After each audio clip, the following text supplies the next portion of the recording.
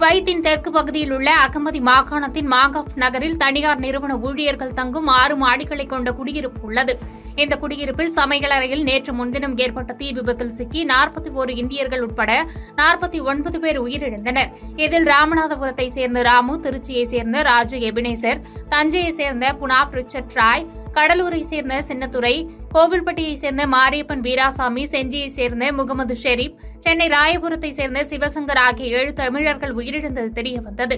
இந்த நிலையில் தனது கணவரின் உடலை மீட்டு தாருங்கள் என குவைத் தீ விபத்தில் உயிரிழந்த ராயபுரத்தை சேர்ந்த சிவசங்கரின் மனைவி கண்ணீர் மல்க கோரிக்கை வைத்துள்ளார்.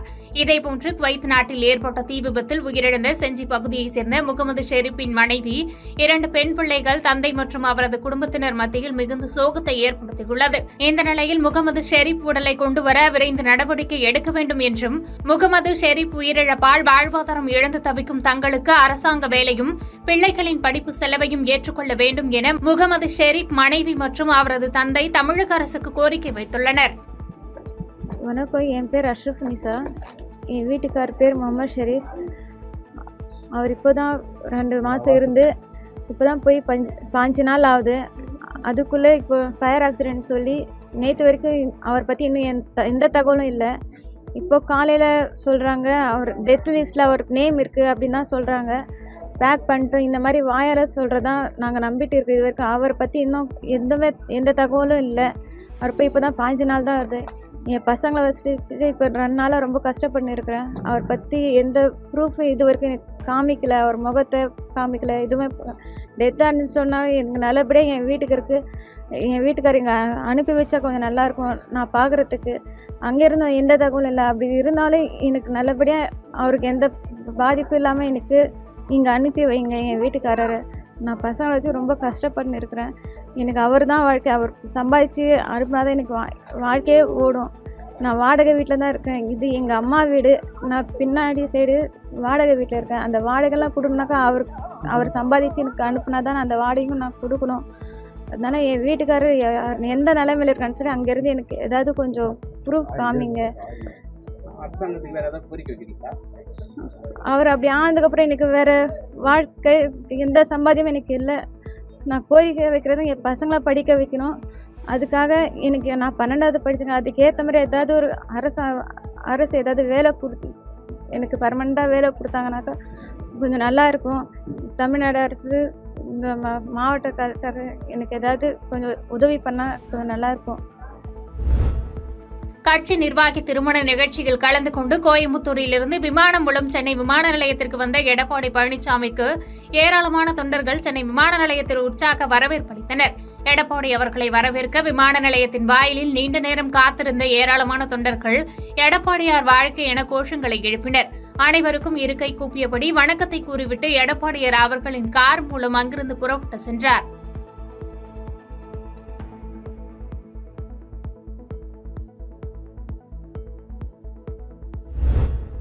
குவைத்தில் ஏற்பட்ட தீ விபத்தில் தூத்துக்குடி மாவட்டம் கோவில்பட்டி அருகே உள்ள வானரமூட்டி கிராமத்தைச் சேர்ந்த மாரியப்பன் என்பவர் உயிரிழந்தார்.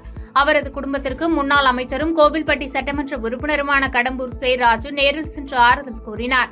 இதனைத் தொடர்ந்து செய்தியாளர்களை சந்தித்த அவர், குவைத்தில் உயிரிழந்த மாரியப்பன் உடலை மீட்டு விரைவில் கொண்டுவர மத்திய மாநில அரசுகள் நடவடிக்கை எடுக்க வேண்டும் என்றும், மேலும் அவரது குடும்பத்திற்கு மத்திய மாநில அரசுகள் அதிக அளவு நிவாரணத் தொகை வழங்குவது மட்டுமின்றி போதுமான உதவிகளை செய்ய வேண்டும் என்று வேண்டுகோள் விடுத்தார்.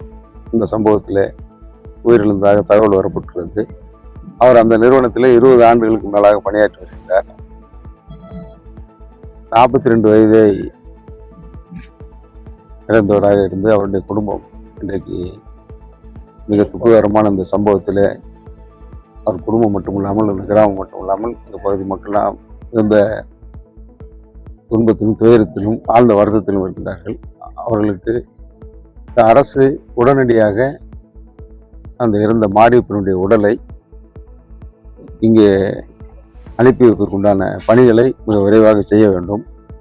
நிவாரணமாகவும் இந்த குடும்பத்திற்கு நிவாரணத் தொகையும் உயர்த்தி அதிகப்படியான அளவில் வழங்க வேண்டும் என்பதை மக்கள் எதிர்பார்த்துக் கொண்டிருக்கிறார்கள். அந்த அளவுக்கு அரசும் துரிதமாக நடவடிக்கை எடுக்க வேண்டும். முல்லை பெரியாறு அணையில் மத்திய நீர்வள ஆணைய தலைமை பொறியாளர் ராகேஷ் கசியப் தலைமையிலான மத்திய கண்காணிப்பு குழுவினர் அணையின் 2 மற்றும் 9 ஆகிய ஷட்டர்களை இயக்கி பார்த்து ஆய்வு மேற்கொண்டனர். ஆய்விற்கு பின்பு இரு மாநில அதிகாரிகள் கலந்து கொண்ட பேச்சுவார்த்தை கூட்டம் நடைபெற்றது.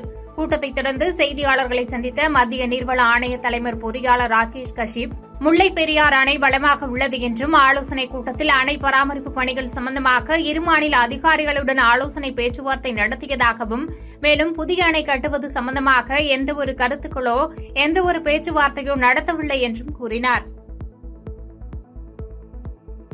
பாதகம் செய்பவரை கண்டால் நாம் பயங்கொள்ளலாகாது பாப்பா, மோதி மிதித்து விடு பாப்பா, அவர் முகத்தில் உமிழ்ந்து விடு பாப்பா. அண்மை செய்திகளை உடனுக்குடன் தெரிந்து கொள்ள இணைந்திருங்கள் இயம்நாடு தொலைக்காட்சியுடன்.